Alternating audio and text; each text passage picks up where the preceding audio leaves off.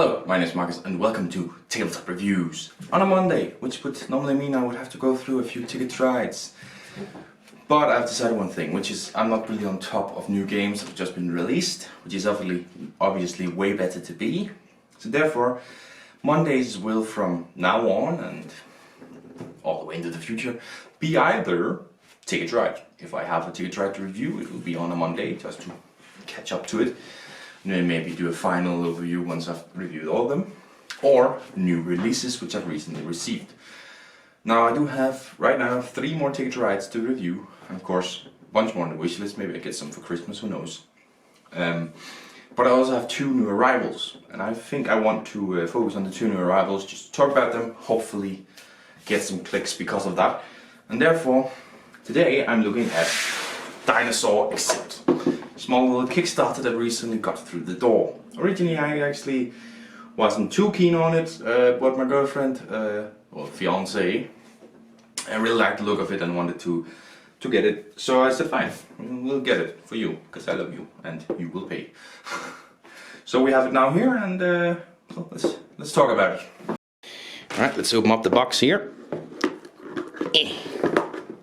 It's a little bit more difficult because there's not a lot of weight in it, so that doesn't actually fully work. So first thing we can do is we can bring out all these tokens right here, and I'm gonna set it up for just a 2-player game. That's a simple setup. So you can bring out all these in for the different colors that there are.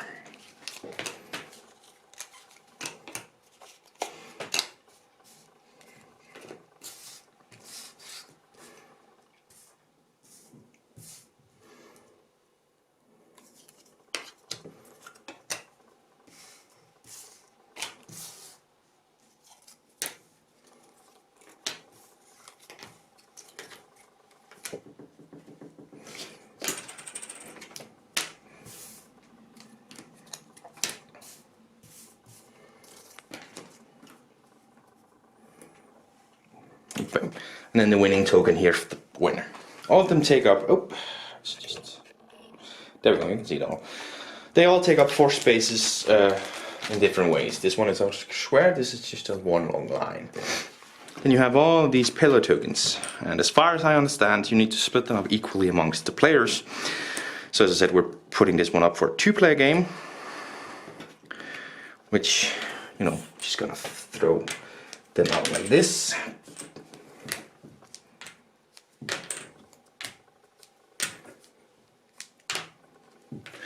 And give each player 6 tokens for a 2-player game.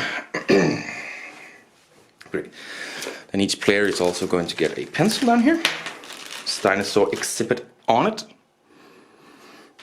Each player gets one there, and we can bring out the dice real quick here. Bam, have them ready. And then of course finally each player, and I'm just gonna grab one of the score pads we've already used. There we go. Here's a score pad which has an A side, which looks at this. You see we've already used this one. This was my winning game. Yeah, I got 34 points and she got, oh, she hadn't put it in, 28. So a bit of a difference there. Anyways, this is the A side, looks like this. There's also a B side, which looks like this. And I'm just gonna set up both for B side. It looks a little bit different, but it's basically the same game. And now we're ready to play the game. How do we play it? Well, a starting player, let's say it's this guy here. Well, that's actually where I was sitting, so that's me. Rolls the dice, and you land on these ones. So each symbol is also represented on here, except this is a toolbox, which gives you any symbol you want. So obviously, and then now you're going to choose one of the dice to keep, and obviously a toolbox, a joker, any sign you want, put it over here. And then your opponent, well, all of your opponents. Now it's only one, but if you were 3 players, 2 people will get it. If you're 4 players, 3 people will get it. All your opponents gets the other dice. Then you will simply take this one and cross out. Now, one thing I forgot real quick actually, is that in a 3-player game you get to start by crossing out 3. In a 2-player game by 3, and in a 3-player game you get to start by crossing off 1, and in 4, 5, 6, none. So, I would, let's say I started off like so. Right, that's how I started off. Just, we're gonna ignore this one, but just as an example, This is how I started up. Now I got the toolbox. How do I want to do these? Because there's a few ways to do it, but I think what we're just gonna do is make a square. Bam. And this one colors in, blah blah. Now then, you have one option here, which is to use a pillar token and cross in anything you want. But remember, these pillar tokens are worth 1 point at the end of the game, so maybe don't. Now you can then choose from over here any you want, if you have room for it. And it's a square here, so you have room for a square. Let's say I want the Carnotaurus. He comes in here, he simply gives 2 extra points. You can see that by the symbol up here. That's points, and this one is 2 points. There's one over here that's worth 1 point, and whatever. Maybe you want the Tyrannosaurus Rex, there's room for him as well. He has this symbol right here, which means I get to place him in and then roll one of the dice, and then I get that symbol extra. I can choose to maybe cross off over here, whatever. But let's say that's not the one I want. Maybe I want the Kentrosaurus. It's this symbol, which simply means I can place him here, and now I get to choose any symbol that's touching him, even like this. So any of these symbols around here I could get for free. Cross them off. Yeah. And those are 3 symbols. Of course, there's also the long ones here, like this Stegosaurus. They would be placed like this and have similar abilities. And then that's the game. Then you cross off round 1 here. And then you move on. And this player is the starting player to roll the dice. Get to choose, give you the other one. And now we're at a go. Now we're going. I mean, here it would be brilliant to have taken that Tyrannosaurus. You have 2 already built up here. But that's wish fulfillment. One thing to note is that at the end of the game, well, let's jump to the end of the game and we just pick the Tyrannosaurus. We get a Baryonyx like this, and we got, what did we get? We got these 2 down here, let's just say that, and maybe we also got this one here. That's just, I don't know if that's realistic, I haven't calculated. And we also had, say this symbol, and this symbol. Okay, so that's our ending plate. Let me just zoom in.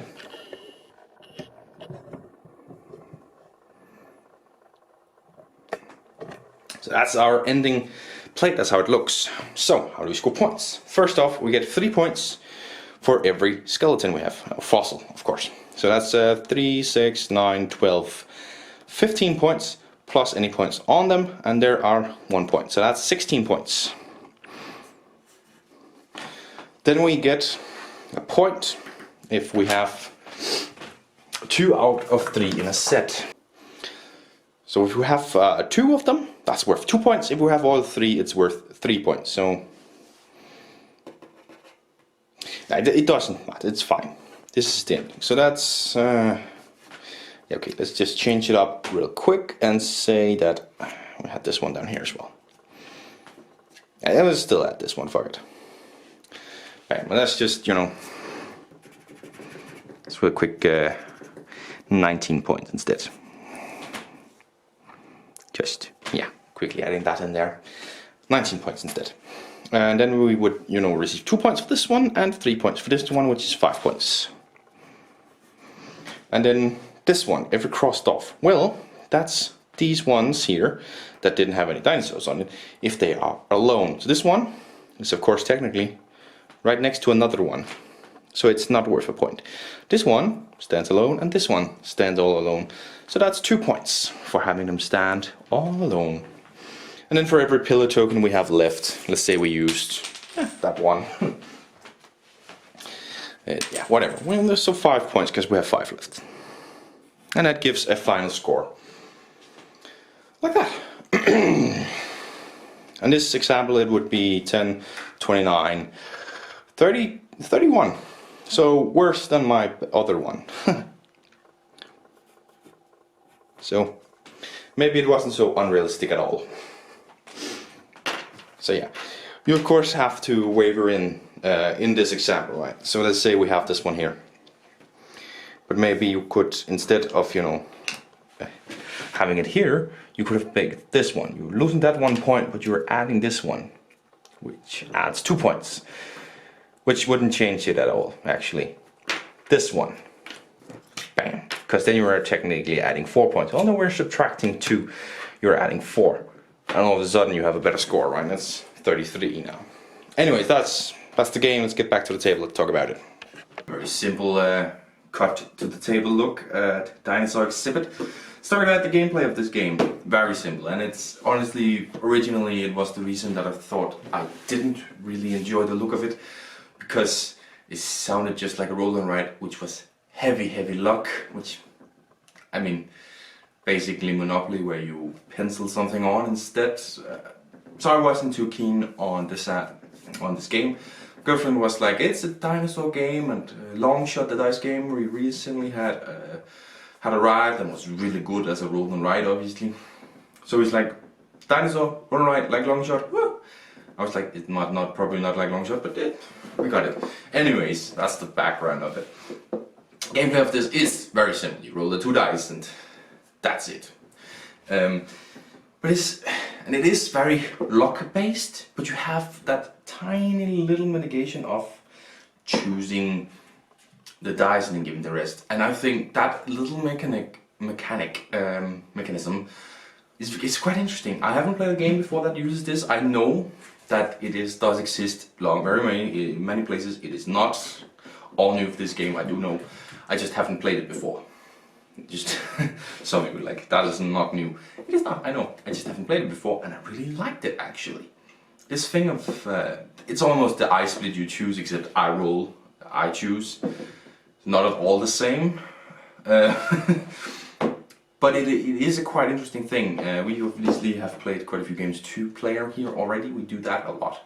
Haven't really gotten it at a high play count yet.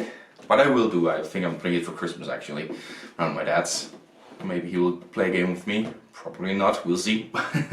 But it is a very interesting thing in a duel because you have such an overview of your opponent. And I can only imagine if there's more opponent, it's going to be a little bit more like, okay, I rolled those 2 things. What do you have? What can I use?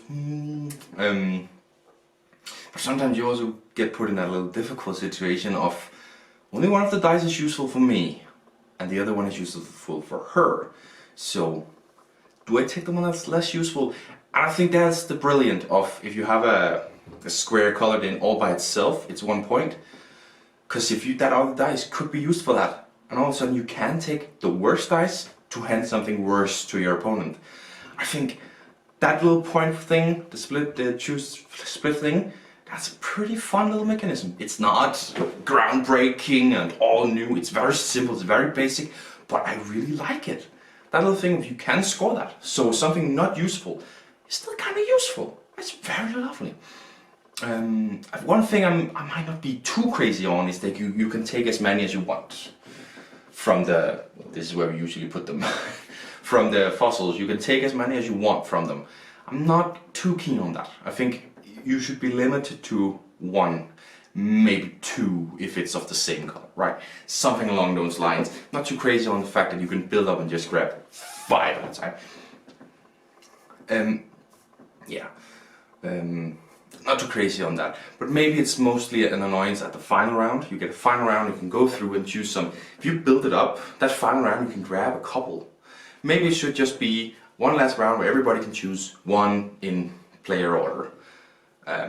Reversed player order maybe even. Yeah, and then you just keep the thing with, like, if you've built up to 2, you can pick 2. Because I say 5, you could do that, but the good ones will be chosen by the time you get 5, room for 5. So that's definitely something. So yeah, maybe it's just the ending there that's very annoying to me, but it's a little rule that I might not be too happy with, that you can choose as many. But the pillars, I think, is an interesting addition, although maybe a little bit overpowered. In that you can remove 1 pillar, remove 1 point, but you could build up to so much more. I mean, you could get a combo going. You can choose the long one, where you can choose 1 from either side, place it there, take that one, you have now room for 4. you can paint one on the other side and you have room for one extra. You can create an insane combo just by removing 1 point. And I've definitely set in position because I've used those pillars to do that, to create a combo. I've only gotten 2 down on a combo, but that could be quite a bit. I mean, get 2 down of the same color, one of them have 2 points. I mean, you get a few points right there. And it is a small scoring game. There's not a lot of points in this, so it's definitely a bit overpowered. So maybe it should be 2 points you're letting go, or maybe it should just be less of them. Because I just went with what they showed in the rulebook, which is 6 to each person. But I think maybe you should split them all equally or something. Not very clear in the rulebook of how you split that, so that's not so good. We split it equally among us, and that's a lot for a 2-player game. That's a lot. That's a lot. And what is? Well, of course, placing the dinosaurs down makes sense. Create a square or a long one just to build it up with these not quite polyamorous shapes. I mean, a little bit, but not quite, because it's 2 shapes. A little bit of a puzzle with very basic shapes. It's pretty interesting. I hope maybe he can make a small expansion where they are different looking. Oh, skirting. We have one of those things or something. That would be pretty interesting, actually. I don't know if this did so well that she's going to do a little expansion like that, but it would be very interesting. Very interesting to have those different shapes. And some more dinosaurs just. It's dinosaurs. We love dinosaurs. Want more dinosaurs. Just like Wingspan. Want more birds. Want more dinosaurs. It's lovely. So that's interesting. And of course, keeping track of the rounds is done in a fun little way. Just scratch it off. That's yeah, it's not groundbreaking. I don't know why I mentioned that. That's not really something. But yeah, and the scoring it makes sense. The different ways you score, it's pretty interesting. Let's go to components. So the components are very basic. It's a piece of paper, it's a pencil, and then you have the little tiles, which are actually nice and thick. Actually pretty nice thick tiles to place on. That's very lovely to have. Like usually would be very thin, but these are quite nice and thick. That's nice. Pencils are actually fairly decent quality. You could expect much worse, but these are fine. I don't have much in terms of pencils because usually it's a dry erase marker for roll and writes and stuff. But they're nice. They're nice. They do the job. But I love this box, honestly. It's a little blacked out, putting the main thing into focus, the Spinosaurus skeleton, which everybody wants to get a hold of, and then around here you have different skeletons, fossils, it of course is, to make a very nice looking box with the name all around, which is lovely. It doesn't matter how I put it into my shelves, it's always going to say Dinosaur exhibit and have a skull or a fossil, which is very lovely looking, I must say. I think the only component that I'm happy about is actually also the pillars, because they're quite a bit thinner than the rest. And brown, and they feel lower quality than the rest. But overall very nice. When talking about components, you of course have the artwork, which, I mean, the symbols are very nice and distinct, right? You know you've gotten a bone or a hammer or a brush or something, and very distinct symbols to paint out. So it's very simple, and it's very colorblind friendly, actually. I say that, and then I remember that the different ones have colors, so that's with pink and a purple that's very alike. So no, not colorblind friendly. Just remember that. Oh man, I have a friend who's colorblind. If I bring this out, I'm like, remember, the same colors are very, very valuable. He's like, ah. So no, not very colorblind friendly, actually. That's. But as I said, the box artwork is amazing, and this is why you want it. I'm good with just putting this on myself and just having that, because it looks. I love this cover, really do. Really have a nice cover.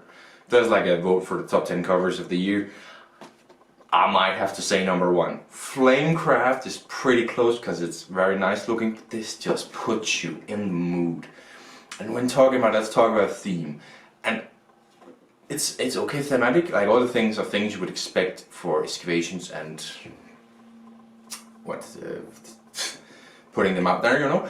But the boxies just put you in the mood. You're fighting for the Spinosaurus skeleton in your museum. Here it is in the museum. It's very dark, it could be lighter, who knows.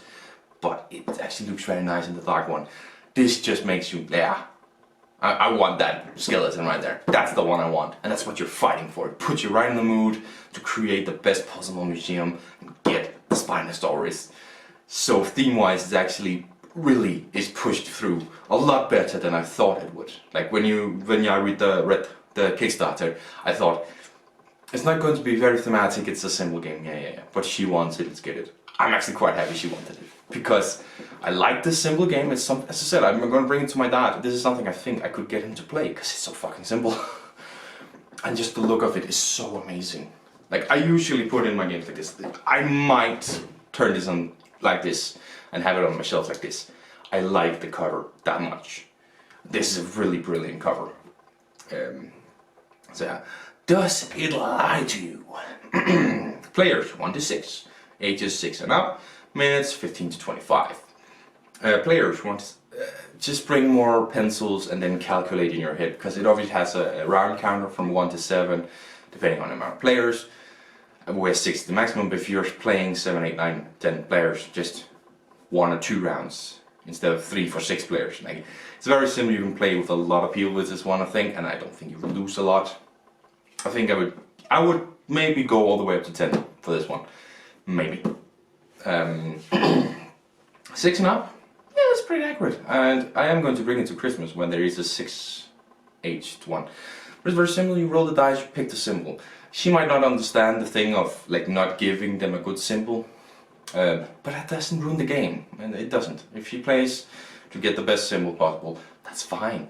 And it's, you know, it's squares and sides, and that I think lowers the age, right? As I said, the expansion, it might have to raise the age, because you get a bunch of different shapes. It's going to be difficult, not the one that I talked about, but in general, if you add more shapes, it's going to be a little bit more difficult to figure in for a younger person. But with these simple shapes and just rolling right, this is definitely 6 and up, and a very family-friendly one. 15 to 25 minutes. I'm trying to think if we've gone over that, but it's very accurate, because you roll, go through. It's pretty fast. I mean, if you don't get bogged down with which dice am I going to choose, which I haven't experienced, maybe with more players I will, then it's, you know, basically roll. Do I want to swap a pillow? Do I want to get one? Which the answer is usually yes, I want to get one if I can. The pillar is more, is it worth it right now? Not right now. That kind of thing, right?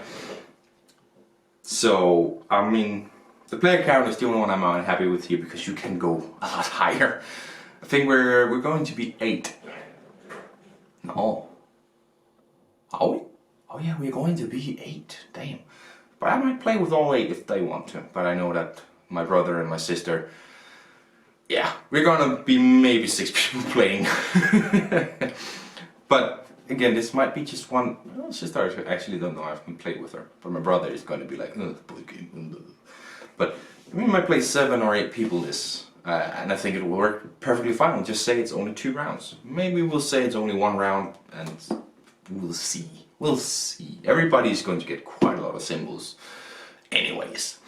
I mean, in the 7-player game, you're going to get 14 symbols, right? In the 2-player game, I mean, you're going to get 14 symbols, which is one of the lowest amounts, because if you're 6 players and playing 3 rounds, you're going to get 18, which is 4 more. So it's better to play more players almost. It's whatever. There's actually one thing I didn't mention is the good rule about if you have room for a skeleton, but there isn't anyone left, you can get some points from that. I can't quite remember what the points are. But that's actually a nice addition to make sure that even at higher player counts, you're still gonna get points for that. Because obviously it's not 1 point for having them alone, but it's an amount of points. I can't remember. I think it's 2 points maybe. Right, so am I keeping this one? I mean, it's technically it's my fiance, so it's her decision to make. But if it was up to me, definitely keeping it on the shelf, standing like this on top, because it looks amazing. I mean, even Meadow, I don't feel the compulsory need to do this with, and that looks amazing on the cover as well. I really hope some people are going to see the cover and love it as much as I am, and bring some attention to this game, because it's a lovely little game, a lovely little family game. Definitely. So yeah, I'm keeping it. Oh, rating. We skipped it. Rating. I mean, how am I gonna rate this game? Like it's very similar stuff, the mechanic is, but it's just so good in what it's doing. Like this is a game that knows exactly what it is, knows exactly what it wants to do. Like the designer knew exactly what she wants to do. In stories like, I wanted the game to play with my children. This is the game you play with your children. You bring your husband, you bring it over for Christmas, you bring it over for holidays, you know? It does exactly what it wants to do, so good. But the thing it wants to do is not be a fantastic game. It's to be a fun family game. I'm gonna give it an 8. I think that's as high as I can go with just a simple family game. It's not quite a 10. You know what, 9. 9. I'm gonna bring it to a 9. It's not a 10, it has some flaws, but this brilliant little game is gonna be a 9 because it just does what it wants to do so brilliantly and so good. And although it's so luck-based, which I normally hate, it doesn't matter in this one. So it's a 9 out of 10 for me for this fun, amazing little family game.